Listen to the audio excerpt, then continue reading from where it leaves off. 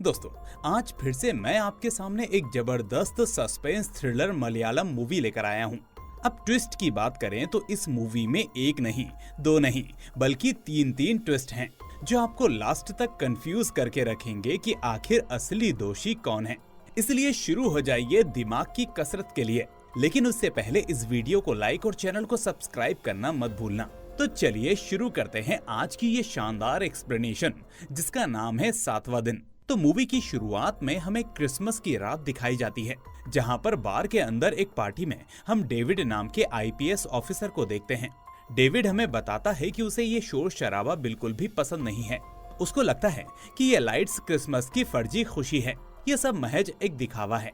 इसीलिए ये सारी दिखावे की चीजें उसे बिल्कुल भी पसंद नहीं आती। अब ऐसा कहते हुए वो उस पार्टी से बाहर निकल जाता है और अपनी गाड़ी लेकर वहां से जाने लगता है। इस बीच उसके सामने बाइक पर सवार दो लड़के जा रहे होते हैं, जबकि डेविड अपनी कार के शीशे में पीछे से आ रही गाड़ी को देख रहा होता है।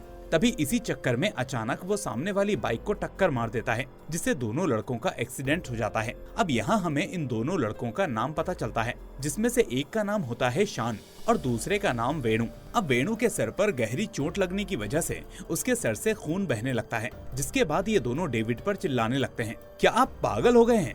आपने पीछे से हमारी बाइक को क्यों टक्कर मारी? क्या आपको गाड़ी चलाना नहीं आता? ये देखकर डेविड को भी अफसोस होता है और वो उनसे माफी मांगता है और कहता है कि यहाँ पास में ही एक हॉस्पिटल है, मैं तुमको वहाँ ले जाता हूँ, टेंशन मत लो, तुम्हारा इलाज करवा के ही मैं वहाँ से निकलूंगा। अब पहले तो ये दोनों मना करते हैं, लेकिन जब उनकी बाइक स्टार्ट नहीं होती तो वो आखिर में डेविड के साथ जाने को राजी हो जाते हैं। इसके बाद डेविड उन्हें पास वाले हॉस्पिटल में ले जाता है, जहाँ वेणु की ड्रेसिंग की जाती है। अब थोड़ी देर बाद डॉक्टर बाहर आकर शॉन को बताते हैं कि वेणु को अभी आराम की जरूरत है, इसलिए कुछ घंटे बाद आप उससे मिल सकते हो। शॉन अब डॉक्टर की बातें सुनकर वहीं बैठकर वेट करने लगता है और डेविड को थैंक यू बोलता है। अब जैसे ही डेविड वहां से जाने वाला होता है, वैसे ही अचानक एक नर्स आकर वहां बताती है कि वेणु नाम का मरीज यहाँ से भाग गया है। अब ये सुनकर शॉन हैरान हो जाता है और वेणु को लेकर बहुत परेशान होने लगता है।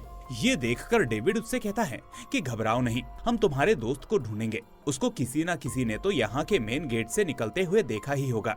इसके बाद वो दोनों जाकर पूछताछ करते हैं, लेकिन असल में किसी ने भी वेणु को वहाँ नहीं देखा होता। अब डेविड शॉन से पूछता है कि तुम्हारा दोस्त वेणु काम क्या करता है? हो सकता है कि वो अपने ऑफिस या किसी जरूरी काम से बिना बताए निकल गया हो, क्योंकि डॉक्टर ने कुछ घंटे आराम करने के लिए बोला था। हो सकता है कि उसका कोई जरूरी काम बाकी हो, क्या तुम्हें कुछ पता है? तो शॉन उसे बताता है कि वेणु एक पत्रकार है और यहाँ से थोड़ी दूर ही उसके ऑफिस का एक फार्म हाउस है, जहाँ वो रहता है। अब शॉन के बात करते वक्त डेविड नोटिस करता है कि शॉन थोड़ा हेजिटेट होकर बात कर रहा है, इसीलिए अब डेविड उससे पूछता है कि क्या तुम और तुम्हारा दोस्त किसी मुसीबत में हो? ऐसा तो नहीं कि उसी वजह से तुम्हारा दोस्त हॉस्पिटल से अचानक भाग गया हो? ये सुनकर शॉन थोड़ा सा झिल्लाते हुए जवाब देता है कि नहीं, ऐसी कोई प्रॉब्लम नहीं है, आपने हमारी बाइक को टक्कर मारी, बस यही हमारी प्रॉब्लम है। आपने हमारा क्रिसमस का दिन खराब कर दिया, लेकिन अब आप चले जाइए, मैं अपने दोस्त को खुद ढूंढ लूंगा, आपकी इतनी मदद ही काफी है। तभी डेविड कहता है कि मैं तुम्हारी चिंता को समझ सकता हूँ, लेकिन मैं आईपीएस ऑफिसर हूँ, पर फिलहाल क्राइम ब्रांच से सस्पेंड हूँ, इसलिए तुम मुझे अपनी प्रॉब्लम बता सकते हो। मुझे लोगों के साथ डील करने का तजुर्बा है और मैं देख सकता हूँ कि तुम दोनों ही शुरू से मुझसे कुछ छुपा रहे हो। अब ये सुनकर शॉन की बोलती बंद हो जाती है और वो कहता है कि नहीं सर, आप मुझे बस मेरे फार्म हाउस पर छोड़ दीजिए, मैं बाद में वेणु को देख लूंगा, हो सकता है कि वो किसी काम से ही निकल गया हो। तो इस तरह अब डेविड उसे अपनी गाड़ी से वहाँ छोड़ देता है और फिर से वापस उसी बार के पास आ जाता है। वहाँ अब वो थोड़ा टाइम स्पेंड करता है और फिर थोड़ी देर में वहाँ से चला जाता है। अब थोड़ी देर बाद डेविड को अपनी गाड़ी के अंदर वेणु का वॉलेट गिरा हुआ दिखाई देता है, जिसमें वेणु के कुछ पर्सनल डॉक्यूमेंट्स होते हैं। फिर अगले सीन में हम किसी घर में वेणु को देखते हैं, जो रोते हुए एक लेटर लिख रहा होता है। वो लिखता है कि मैं अपनी जिंदगी से बहुत ज्यादा तंग आ चुका हूँ और इस मुसीबत से बाहर निकलने का बस यही रास्ता मुझे नजर आ रहा है कि मैं खुद को खत्म कर लूं। और ऐसा लिखकर वो पहले तो अपने फोटो को जलाता है और फिर वहां से वाटरफॉल के लिए निकल जाता है। फिर हम देखते हैं कि वो उसी वाटरफॉल के नीचे कूदकर अपनी जान दे देता है और ये सीन यहीं पर कट हो जाता है। फिर अगले दिन हम देखते हैं कि डेविड वेणु का एड्रेस ढूंढते हुए उसके घर पहुंचता है ताकि उसे उसका वॉलेट लौटा सके, लेकिन वहां पहुंचकर वो देखता है कि उस जगह पर ऑलरेडी बहुत सारे लोग पहले से ही मौजूद हैं और तभी उसे पता चलता है कि असल में वेणु ने वाटरफॉल से कूदकर अपनी जान दे दी है। और उसकी लाश बहुत ही अब बुरी तरह से खराब हो चुकी है। इसी वजह से यहाँ मौजूद सभी लोग उसके अंतिम संस्कार के लिए जा रहे हैं। ये सब देखकर डेविड कुछ सोचने लगता है और उसे शक होता है कि सच में वेणु और शॉन के साथ कोई ना कोई गड़बड़ चल रही है। इसीलिए वो सीधा वहाँ से शॉन के घर जाता है जहाँ उसने शॉन को ड्रॉप किया था। अब शॉन के घर पहुंचकर वो नोटिस करता है कि घर में सब कुछ टूटा फूटा पड़ा है, जैसे वहाँ कोई वारदात हुई हो। खैर, अब वो शॉन से कहता है कि कल रात ही मैंने तुमसे पूछा था कि क्या तुम्हें कोई दिक्कत है, लेकिन तुमने मुझे कुछ भी नहीं बताया। पर अभी मैं तुम्हारे दोस्त वेणु के घर से ही आ रहा हूँ। तुम्हें पता है उसने खुद को खत्म कर लिया है, अपनी जान ले ली है। अब जैसे ही शॉन को ये बात पता चलती है वैसे ही उसके होश उड़ जाते हैं। अब डेविड नोटिस करता है कि शॉन अभी भी उससे कुछ छुपा रहा है। इसीलिए डेविड कहता है कि मुझे लगता है कि तुम लोग मुझसे कुछ छुपा रहे थे। अब तुम्हारा दोस्त तो नहीं रहा, इसलिए तुम ही बता दो कि आखिर माजरा क्या है। और हाँ, अब एक बात याद रखो, मैं एक पुलिस वाला हूँ और वेणु ने खुद की जान ली है। इसीलिए तुम अगर मुझे मेरे तरीके से पूछताछ करने के लिए मजबूर करोगे तो तुम्हारे लिए ही अच्छा नहीं होगा। इसीलिए तुम खुद ही मुझे सारी बात बता दो। शॉन समझ चुका था कि वेणु के मरने के बाद पुलिस वैसे भी इन्वॉल्व होगी और तभी उसे अपना मुंह खोलना पड़ेगा। इसीलिए वो अब डेविड को सारी कहानी बताने लगता है और सीन यहाँ से पास्ट में चला जाता है। यहाँ हमें पता चलता है कि शॉन, वेणु और उनके दोस्त एबी, सैम और जेसिका एक साथ बहुत ही खुशी खुशी अपनी नॉर्मल लाइफ जी रहे थे। अब ये जो एबी और जेसिका थे ये दोनों असल में अनाथ होते हैं। जबकि सैम की बात करें तो उसके पिता की बहुत ज्यादा जमीन थी, लेकिन कुछ वजहों से वो बिक जाती है, जिसके बाद सैम छोटे मोटे काम करके पैसे कमा रहा होता है। वहीं शॉन एक जर्नलिस्ट होता है। अब वेणु का खुद का एक कंप्यूटर क्लब होता है। अब एबी की बात करें तो वो इन सब का लीडर होता है और इन सब में सबसे चालाक भी। और ये सभी असल में शॉन के मामा के घर पर रह रहे होते हैं। फिर एक दिन उसके मामा का बर्थडे होता है, इसीलिए ये लोग उसके लिए सरप्राइज पार्टी का बंदोबस्त करते हैं। लेकिन रात को जब उसका मामा घर आता है तो उसके साथ एक लड़की भी होती है, जिसे देखकर ये सभी लोग हंस पड़ते हैं और समझ जाते हैं कि मामा के इरादे क्या हैं। फिर एक दिन सुबह जब वेणु नाश्ता कर रहा होता है तो तभी उसकी बहन उसे फोन लाकर देती है। अब कॉल उठाने पर उसे एक बहुत ही शॉकिंग खबर मिलती है, जिसे सुनकर वो अपना नाश्ता छोड़कर फौरन अपने कैफे में पहुंच जाता है। फिर हम देखते हैं कि वहां पुलिस ऑफिसर विक्टर और उसकी टीम वेणु के ऑफिस की तलाशी ले रहे होते हैं और वेणु उन्हें रोकने की कोशिश कर रहा होता है, ये पूछते हुए कि आखिर आप तलाशी किस बात की ले रहे हैं। पर कोई भी उसकी एक नहीं सुनता और ये लोग वहाँ तोड़फोड़ कर देते हैं। अब वेणु फिर से ऑफिसर से कहता है कि यहाँ कुछ नहीं है, लेकिन ऑफिसर विक्टर कहता है थोड़ी देर रुको, कुछ न कुछ मिल ही जाएगा। लेकिन लास्ट में होता वही है। उन लोगों के काफी ढूंढने के बाद भी उन्हें कुछ नहीं मिलता और पुलिस वहाँ से चली जाती है। इसके बाद वेणु अपने दोस्तों को ये बात बताता है तो वो कहते हैं कि पुलिस बिना कुछ सोचे समझे ऐसा नहीं कर सकती, और अगर पुलिस आई तो उन्होंने किसी को गिरफ्तार भी नहीं किया, तो आखिर पुलिस आई क्यों थी, क्या मामला हो सकता है। पर वेणु कहता है कि मुझे खुद समझ में नहीं आ रहा कि आखिर वो लोग क्या ढूंढने के लिए वहाँ आए थे। खैर, अब रात में वेणु अपने घर पर बैठा होता है और यही सोच रहा होता है कि तभी अचानक उसके घर की लाइट चली जाती है। अब रोज की तरह लाइट जाना नॉर्मल था, इसलिए वेणु कुछ ज्यादा नोटिस नहीं करता, लेकिन तभी उसे अचानक अपनी माँ और बहन के चीखने की आवाज सुनाई देती है, जिससे वो काफी डर जाता है और घर में इधर उधर देखने लगता है। इसी बीच उसे किसी की परछाई दिखाई देती है, जिससे वेणु काफी घबरा जाता है और उस तरफ जाने लगता है, लेकिन आगे बढ़ने पर उसे वहाँ कोई दिखाई नहीं देता। और फिर जब वो इसी बारे में सोच रहा होता है तो इतने में वो आदमी एकदम से उसके सामने आ जाता है और उसके सिर पर वार कर देता है, जिससे वेणु बेहोश हो जाता है। फिर होश में आने पर उसके सामने वही आदमी बैठा होता है जिसने उसके ऊपर हमला किया था, और इस आदमी का नाम होता है चार्ली, जो एक गुंडा था। अब चार्ली उससे पूछता है कि अगर तुम्हारे 1,75,00,000 रुपए चोरी हो जाएं, तो तुम क्या करोगे। वेणु कहता है कि ये सवाल क्यों कर रहे हो और मेरा इससे क्या लेना देना है। तो चार्ली कहता है कि मेरे सवाल का जवाब तो दो, क्योंकि अगर मैं होऊंगा तो मैं तो उस आदमी को जान से मार डालूंगा जिसने मेरे पैसे चोरी किए हैं। वेणु फिर पूछता है कि ये सब क्या कह रहे हो, मेरी समझ में कुछ नहीं आ रहा। फिर चार्ली कहता है कि सीधे सीधे बताओ क्रिस्टोफर के 1,75,00,000 रुपए कहाँ पर हैं। अब वेणु को इस बारे में कुछ भी पता नहीं होता कि ये पैसे किसके हैं और कहाँ हैं, और आखिर ये चार्ली कौन से क्रिस्टोफर की बात कर रहा है। वेणु उससे कहता है कि मुझे किसी पैसे के बारे में नहीं पता और ना मैं किसी क्रिस्टोफर को जानता हूँ। ये सुनकर चार्ली फिर से कहता है कि तुम्हारे पास सिर्फ 2 दिन का समय है, अगर तुमने इतने समय में पैसे पैसे नहीं लौटाए तो मैं तुम्हारी जान की गारंटी नहीं ले सकता। और इस तरह वेणु को धमकी देकर वो वहाँ से चला जाता है। फिर हम देखते हैं कि वेणु इस सब से काफी डर जाता है और समझ नहीं पाता कि आखिर वो क्या करे। इसीलिए वो फौरन अपने दोस्त शॉन और एबी से मिलता है और उन्हें पूरी बात बताता है कि कुछ गुंडे मेरे घर पर आकर 1,75,00,000 रुपए की मांग कर रहे थे और कह रहे थे कि मैंने किसी क्रिस्टोफर नाम के आदमी के पैसे चुराए हैं, जबकि मैं तो किसी क्रिस्टोफर को जानता तक नहीं।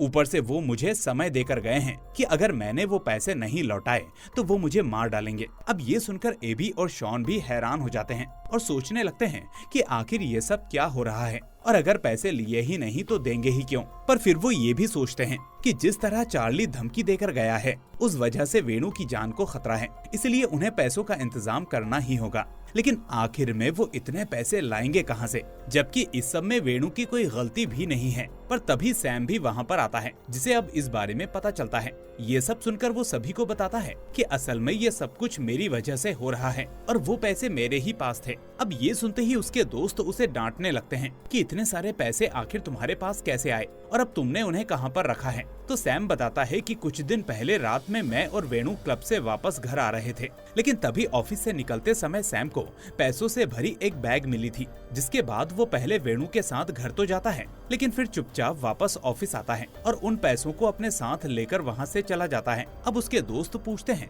कि उन पैसों को तुमने कहाँ छुपाया है, चलो जल्दी उन पैसों को लौटाकर मामला खत्म कर देते हैं, इससे पहले कि एक एक करके हम सबकी जान पर बनाएं। इसके बाद सैम उन्हें एक चाय की फैक्ट्री के पास लेकर जाता है जहाँ उसने पैसों की बैग छुपाई थी, लेकिन यहाँ जब वो बैग खोलते हैं तो उसमें कुछ भी नहीं होता। अब सभी उसे डांटते हैं और पूछते हैं कि तुमने हमसे झूठ क्यों बोला कि पैसे यहाँ हैं। तो सैम कहता है कि नहीं पैसे यही थे, लेकिन अब कहाँ हैं मुझे नहीं पता। वो कहता है कि ये जरूर कोई चाल है, ऐसा कैसे पॉसिबल हो सकता है। अब इस तरह से सभी बहुत परेशान हो जाते हैं कि वो अब क्या करेंगे। तभी वेणु सभी से कहता है कि हम लोग पुलिस को सच सच बता देते हैं, आखिर हम इस सब में क्यों फंसे जब हमने कुछ किया ही नहीं है। लेकिन एबी कहता है कि नहीं, ऐसा करेंगे तो पुलिस हमें ही जिम्मेदार ठहराएगी और इस केस में हमें ही फंसाएगी, क्योंकि सैम ने वो बैग चुराया था, इसलिए वो इस बात पर यकीन नहीं करेंगे कि बैग में से पैसे किसी और ने ले लिए हैं। वो यही कहेंगे कि पैसे हमने ही कहीं पर छुपाए हैं,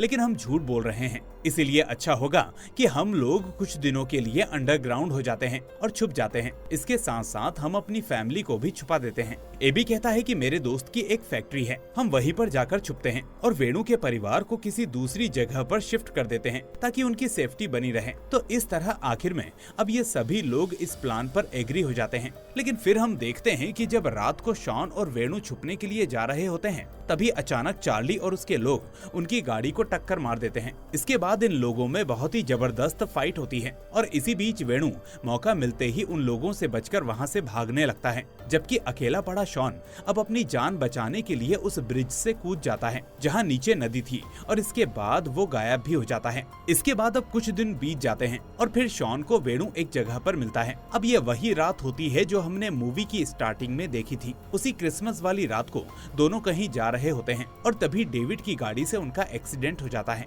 फिर एक्सीडेंट की वजह से वेणु को हॉस्पिटल ले जाया जाता है, लेकिन वेणु हॉस्पिटल से भाग जाता है और आगे क्या हुआ ये तो आपको पता ही है। और यहाँ हम इतना समझ जाते हैं कि आखिर क्यों उस रात डेविड के बारे में पूछने पर भी शॉन उसे कुछ नहीं बता रहा था। तो इस तरह से प्रेजेंट में शॉन ऑफिसर डेविड को सब कुछ बता देता है। अब डेविड पूछता है कि ये सब तो ठीक है, लेकिन अगर वो पैसे सैम ने लिए तो आखिर उस जगह से पैसे गए कहाँ। इसलिए हो सकता है कि चार्ली के ही किसी दोस्त ने सैम को पैसे चुराते देखा हो, इसलिए पहले उसने वो पैसे उस जगह से चुराए होंगे जहाँ सैम ने छुपाए थे और फिर चार्ली को वेणु के बारे में बताया होगा ताकि इस सब में तुम लोग फंस जाओ। ये सुनकर शॉन कहता है कि सर मेरी समझ में तो कुछ नहीं आ रहा, मुझे कुछ भी नहीं पता। फिर डेविड उससे कहता है कि ठीक है, अब तुम घबराओ मत, यहाँ से मैं इस केस को हैंडल करता हूँ और पता करता हूँ कि पैसे किसके पास हैं और तुम लोगों को इस केस में किसने फंसाया। इसके बाद अगले दिन डेविड शॉन के दोस्तों के बारे में पता करने के लिए एबी से मिलने जाता है, लेकिन यहाँ अनाथ आश्रम में सिस्टर वेरोनिका से पूछताछ करने पर वो उसे बताती है कि अब यहाँ पर वेणु के दोस्त एबी और जेसिका नहीं रहते, वो दोनों तो कुछ दिन पहले ही अपना सामान लेकर यहाँ से चले गए। वो कहती है कि एबी ने मुझे बताया था कि वो और जेसिका एक दूसरे से प्यार करते हैं और अपनी जिंदगी की नई शुरुआत करना चाहते हैं। हालांकि मैं तो उसकी बात सुनकर हैरान रह गई थी, क्योंकि मुझे तो ये पता था कि असल में वेणु और जेसिका एक दूसरे से प्यार करते थे, न कि एबी और जेसिका। वो कहती है कि एबी और जेसिका क्रिसमस वाली रात को भाग गए थे। तो दोस्तों, यहाँ सोचने वाली बात ये थी कि क्रिसमस वाली रात को ही वेणु ने खुद की जान ली थी, और दूसरा, जब वेणु और जेसिका एक दूसरे को चाहते थे तो फिर जेसिका एबी के साथ क्यों भाग गई। खैर, अब सीन यहाँ से शिफ्ट होता है, जिसके बाद ऑफिसर डेविड वेणु के घर पर जाता है और उसकी माँ से पूछताछ करता है। अब उसकी माँ उसे बताती है कि कुछ दिनों से वो मुझे बहुत ज्यादा परेशान लग रहा था। मैंने उससे कई बार पूछा भी, लेकिन आजकल के बच्चे किसी को कुछ नहीं बताते। फिर डेविड पूछता है कि क्या किसी लड़की का चक्कर तो नहीं था। तो उसकी माँ कहती है कि मुझे याद है कि कुछ दिन पहले वो किसी लड़की के साथ फोन पर बात कर रहा था, लेकिन उसने क्या बात की और वो लड़की कौन थी ये मुझे नहीं पता। ऐसा कहकर वेणु की माँ शांत हो जाती है, जिसके बाद ऑफिसर डेविड वहाँ से चला जाता है। फिर घर पर आने के बाद डेविड इसी केस के बारे में सोच रहा होता है कि तभी उसे वेणु के डॉक्यूमेंट्री कार्ड पर एक नंबर और हॉस्पिटल के कार्ड पर एड्रेस मिलता है, जिसके बाद वो अगले ही दिन उस हॉस्पिटल में पूछताछ करने पहुँच जाता है। अब यहाँ हॉस्पिटल में पूछताछ करने के बाद डेविड को पता चलता है कि वेणु असल में इसी हॉस्पिटल में 6-7 बार आ चुका था। फिर हम फ्लैशबैक में देखते हैं कि कोई अनजान आदमी ब्लड का सैंपल लेकर उसे चेक करने के लिए यहाँ आया था, और वही अनजान व्यक्ति किसी मॉर्चरी के गेट कीपर को पैसे भी दे रहा था। अब दोस्तों, अगले सीन में हम देखते हैं कि सैम उस शहर को छोड़कर कहीं बाहर जा रहा होता है, लेकिन इसी बीच पुलिस ऑफिसर विक्टर सैम को पकड़ लेता है। और फिर हम देखते हैं कि उधर डेविड भी शॉन के सभी दोस्तों को पकड़ लेता है, जिसके बाद वो उनसे पूछताछ करने लगता है। वो कहता है कि तुम लोग अभी भी बहुत कुछ छुपा रहे हो, इसीलिए मुझसे झूठ मत बोलो, जो सच है मुझे बता दो। तो इस तरह से अब हमें उस क्रिसमस की रात को क्या हुआ था वो सब कुछ पता चलता है। अब कहानी फ्लैशबैक में जाती है, जहां हम देखते हैं कि सभी दोस्तों का लीडर एबी उस क्रिस्टोफर से बचने का एक प्लान बनाता है कि वो दुनिया के सामने वेणु को मरा हुआ साबित कर देंगे। वो कहता है क्योंकि चार्ली भी वेणु के पीछे है, और ऊपर से वेणु के कैफे से ही वो सारे पैसे गायब हुए थे। इसलिए अगर हम ये दिखा दें कि टेंशन में आकर वेणु ने खुद की जान ले ली तो ये सारा मामला यहीं पर खत्म हो जाएगा। लेकिन अगर वेणु अपनी जान ले लेगा तो उसकी लाश भी तो मिलनी चाहिए। तो इसके लिए ये लोग एक और खतरनाक प्लान बनाते हैं। तो जैसा कि हमने देखा कि कोई अनजान बंदा ब्लड सैंपल लेकर हॉस्पिटल जा रहा था और वहाँ पर मॉर्चरी के गेटकीपर से भी बात कर रहा था, तो वो अनजान बंदा कोई और नहीं बल्कि खुद वेणु ही था। दरअसल वेणु उस हॉस्पिटल में जाकर अलग अलग ब्लड सैंपल्स को ले जाकर टेस्ट कर रहा था, और इसके लिए वो वहाँ पर लगातार 6 दिन सैंपल लेकर गया था। लेकिन 7वें दिन यानी कि क्रिसमस वाले दिन ही उसे जो चाहिए था वो ब्लड सैंपल मिल जाता है। हमें पता चलता है कि असल में वो उस मॉर्चरी में पहले 6 दिन आकर अपने ब्लड सैंपल्स दे आता था, ताकि वो मॉर्चरी वाला उसके ब्लड ग्रुप से मैच होने वाली डेड बॉडी का इंतजाम कर सके। और इसी तरह आखिर में आज यानी क्रिसमस पर वो इंतजाम पूरा हो चुका था। तो इसके बाद सभी के प्लान के मुताबिक उसी 7वें दिन यानी क्रिसमस पर वेणु को खुद की जान लेने का नाटक करना था, जिसके लिए शॉन और वेणु एक साथ जा रहे होते हैं। लेकिन तभी उस रात डेविड की गाड़ी से उनका एक्सीडेंट हो जाता है, जिसके बाद डेविड उन्हें हॉस्पिटल लेकर जाता है। पर इस बीच मरने वाले प्लान के एग्जीक्यूशन को लेकर देरी हो रही थी, इसलिए वेणु हॉस्पिटल के बीच बिस्तर से उठकर वहां से भाग जाता है ताकि वो मरने का नाटक कर सके। इस तरह वो वहां से भाग जाता है, जबकि वाटरफॉल में उस डेड बॉडी को फेंक दिया जाता है, जिसका इंतजाम इन लोगों ने किया था। अब ब्लड ग्रुप सेम होने की वजह से वो लोग कुछ पैसे देकर उस डेड बॉडी को वेणु की डेड बॉडी साबित कर देते हैं। और जैसा कि मैंने कहानी की शुरुआत में बताया था, उस डेड बॉडी की कंडीशन बहुत ही खराब थी, उसका चेहरा पूरी तरह से बिगड़ चुका था। लेकिन ब्लड ग्रुप सेम होने की वजह से ऐसा दिखाना बहुत ही आसान था कि वो डेड बॉडी वेणु की ही है। वेल, अब प्रेजेंट में हम देखते हैं कि ऑफिसर डेविड वेणु, जेसिका और सैम को तो पकड़ लेता है, लेकिन एबी अभी भी लापता होता है। इसीलिए अब डेविड इन लोगों पर प्रेशर डालता है कि सच बताओ कि क्रिसमस वाली रात को क्या हुआ था और एबी कहां पर है। तो डर के मारे जेसिका डेविड को सारी बातें बताने लगती है। और दोस्तों, यहाँ पर आता है इस कहानी का पहला ट्विस्ट। हम देखते हैं कि जब एबी और वेणु मॉर्चरी से उस ओ नेगेटिव ब्लड ग्रुप वाले इंसान की डेड बॉडी को लेकर आए थे, तो यहाँ हमें एबी का असली रूप दिखाई देता है। हमें पता चलता है कि जो नकली पैसे वेणु के कैफे में मिले थे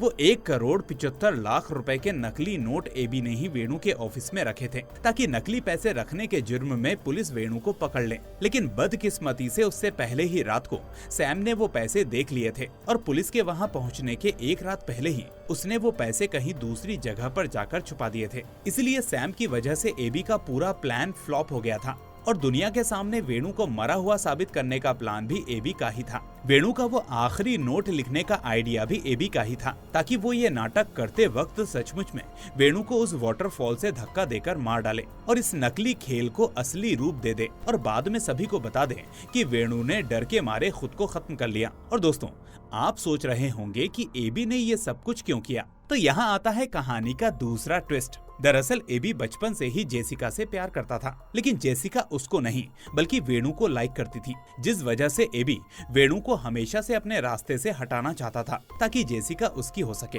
तो इस तरह प्लान के मुताबिक सब ठीक चल रहा था, लेकिन उस वक्त जब एबी वेणु को वाटरफॉल से धक्का देने ही वाला था, तभी जेसिका और सैम भी वहाँ पहुँच जाते हैं और अब उन लोगों को एबी की सारी सच्चाई पता चल गई थी। इसके बाद जेसिका अपने बचपन के दोस्त एबी से बहुत ज्यादा नफरत करने लगती है और उसके सारे दोस्त एबी को भला बुरा कहने लगते हैं कि तुमने इस बात के लिए हम दोस्तों को धोखा दिया और वेणु को मारने की कोशिश की। और यहाँ आता है तीसरा ट्विस्ट। जब ये सब देखकर एबी को अपनी गलती का एहसास हो जाता है और वो इस गिल्ट को सहन नहीं कर पाता और इसीलिए वो खुद ही उस वाटरफॉल से कूदकर अपनी जान दे देता है। यानी जिसे हमने उस वाटरफॉल से कूदते हुए देखा था वो वेणु नहीं बल्कि खुद एबी था। फिर यहाँ हमें एक और शॉकिंग बात पता चलती है कि एबी और वेणु का ब्लड ग्रुप सेम होने की वजह से पुलिस एबी की डेड बॉडी को ही वेणु की डेड बॉडी मान लेती है और बहुत ज्यादा ऊंचाई से गिरने की वजह से उस लाश की हालत इतनी ज्यादा बिगड़ जाती है कि कोई उसे पहचान ही नहीं पाता। इसके बाद प्रेजेंट में हम ऑफिसर डेविड को देखते हैं, जो उन लोगों से कहता है कि ये सब तो ठीक है, लेकिन क्रिस्टोफर का पैसा कहाँ है, वो आखिर किसके पास होगा। तो सभी दोस्त कहते हैं कि क्रिस्टोफर के बारे में तो हमें कुछ पता ही नहीं है और एबी को भी इस बारे में कुछ पता था या नहीं ये हम नहीं जानते। तो डेविड कहता है कि एबी को सब कुछ पता होगा क्योंकि वो ही चोरी करके क्रिस्टोफर का सारा पैसा लेकर भागा होगा। इसलिए अब क्रिस्टोफर अपने पैसे वापस लेने के लिए तुम लोगों को जैसे तैसे करके ढूंढ ही लेगा। इसलिए अब तुम्हारे पास इससे बचने का सिर्फ एक ही रास्ता है, तुम लोग जैसा चल रहा है वैसा ही चलने दो और किसी भी तरह से 1,75,00,000 रुपए का इंतजाम करके यहाँ पर रख दो। फिर मैं उन पैसों को अनक्लेम मनी के नाम पर सरकारी ट्रेजरी में जमा कर दूंगा और उसके बाद पुलिस से भी तुम लोगों को कोई खतरा भी नहीं होगा। बाकी क्रिस्टोफर और बाकी दुनिया के लिए तुम लोग पता नहीं कहाँ हो, इसलिए तुम लोगों को कोई भी नहीं ढूंढेगा। इस तरह हम देखते हैं कि डेविड के कहने पर वेणु उन सारे पैसों का इंतजाम करता है और वो सारे पैसे डेविड को देकर वो अपने दोस्तों के साथ वहाँ से जाने लगता है। अब ये चारों दोस्त अपनी गाड़ी से वहाँ से बहुत दूर जा रहे होते हैं, लेकिन तभी शॉन के दिमाग में एक बात क्लिक होती है कि ऑफिसर डेविड को हम जानते ही कितना है, वो तो उन्हें हाल ही में क्रिसमस की रात को ही मिला था, तो इतनी जल्दी हम कैसे मान लें कि वो एक सस्पेंडेड पुलिस ऑफिसर है। क्या वो सच में एक पुलिस ऑफिसर है या कोई और? तो दोस्तों, यहाँ आता है इस कहानी का सबसे बड़ा ट्विस्ट। दरअसल कहानी की शुरुआत में जो डेविड अपने आप को आईपीएस ऑफिसर बता रहा था, वो डेविड कोई और नहीं बल्कि खुद डॉन क्रिस्टोफर ही होता है। वो कोई ऑफिसर नहीं होता और उसी के 1,75,00,000 रुपए एबी ने चुराए थे। फिर सच्चाई सामने आती है कि असल में एबी क्रिस्टोफर के साथ मिलकर ही काम किया करता था और उसने ही क्रिस्टोफर के वो सारे पैसे चुराकर एक सेफ प्लान बनाया था। उसने सोचा कि पैसे चुराकर मैं जेसिका के साथ नई जिंदगी जीऊंगा, जबकि उन पैसों के चक्कर में वो पहले ही वेणु को फंसाएगा, जिससे क्रिस्टोफर का शक वेणु पर जाएगा और फिर जब वेणु मर जाएगा तो क्रिस्टोफर अपने पैसे की आस छोड़ देगा और ऊपर से वेणु के मरने के बाद जेसिका भी उसके पास आ जाएगी। खैर, अब हम उस पुलिस ऑफिसर विक्टर के बारे में बात करें तो वो एक करप्ट पुलिस ऑफिसर होता है जो क्रिस्टोफर के साथ मिला हुआ था, और जो चार्ली होता है वो भी क्रिस्टोफर का राइट हैंड होता है, जो कि क्रिस्टोफर के पैसे वापस लाने के लिए ही वेणु और उसके दोस्तों का पीछा कर रहा था। तो इस तरह आखिर में क्रिस्टोफर ने किसी तरह अपने सारे पैसे वेणु और उसके दोस्तों से वापस ले ही लिए थे, जबकि एबी ने नकली पैसे वेणु के ऑफिस में रखकर असली पैसे कहाँ रखे थे ये किसी को अब तक पता ही नहीं चला था। और इसी के साथ ये कहानी यहीं पर एंड हो जाती है। तो दोस्तों, आपको क्या लगता है कि क्या इस कहानी में कोई ऐसा हिंट है जिससे हमें पता चल सके कि आखिर एबी ने वो पैसे कहाँ छुपाए होंगे? और कोई और दोस्त तो इस सब में एबी के साथ शामिल नहीं था? आप अपना जवाब कमेंट में दीजिए, लेकिन उससे पहले इस वीडियो को लाइक करके अपने दोस्तों के साथ शेयर कर दें। साथ ही चैनल को सब्सक्राइब करके नोटिफिकेशन बेल को भी दबा दीजिए ताकि कोई भी वीडियो आपसे मिस ना हो। अब मैं मिलूंगा आपसे अगली ऐसी ही शानदार वीडियो के साथ। Till then, take care and thanks for watching.